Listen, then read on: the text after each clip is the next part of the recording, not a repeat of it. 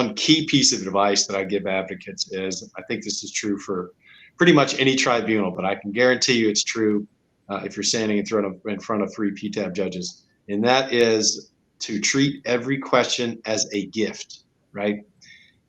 A question during the oral argument is a gift. You should treat it as so, because it's an indication that the judge, at least that one judge, perhaps the entire panel, but at least that one judge is undecided on the point that you're asking you about. So you've got a chance to move the ball, right? If they've made up their mind, they're not going to ask you a question about it.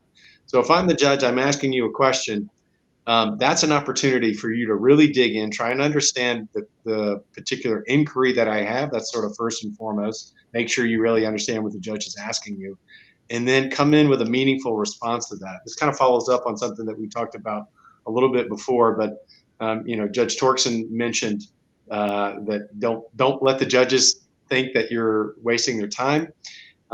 That's what happens a lot when I ask a question. When I would ask a question as a PTAB judge, I'd get this look from counsel like, oh, wow, you're interrupting me and I'm not going to make it through all 342 of my slides, right? That's not what I want, right? I want you to be engaged. I want you to welcome and positively receive that I have studied the case and I have a particular question that I want you to help me solve. And I found that so many times that advocates weren't approaching it that way. And I think that there's nothing more rewarding than being asked a question and being able to answer it in a meaningful way that really maybe change the judge's perspective, or at least open them up to viewing in a way that perhaps they weren't prior to coming into the hearing.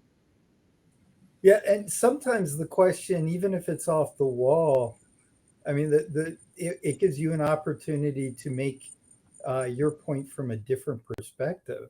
So yes, it's a gift for the advocate too.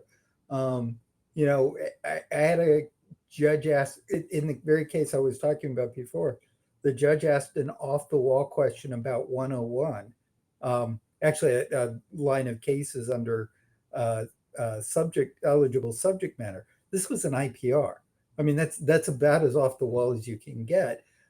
But it actually really illustrated. All of a sudden, we had this really nice 1 minute, 2 minute discussion about why the claim construction that we were pushing for actually made sense, and the problems that would come out of looking at it a different way.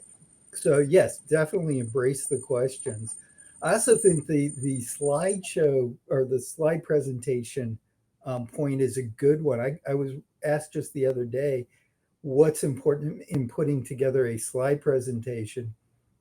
And the answer is the slide presentation is supposed to support the argument, not the other way around. And lots of nods on that, Rick. Totally. Yes. So prepare your 300 slides if you absolutely must, but the key there is make it modular, right? So that you can jump around and hit points as they come up.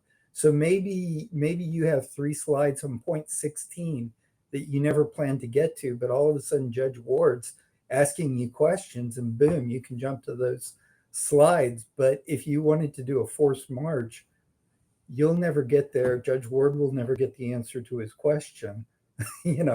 So use it as a tool, but don't lose sight of the advocacy, and don't lose sight of this is your opportunity to talk to the panel, not talk at them.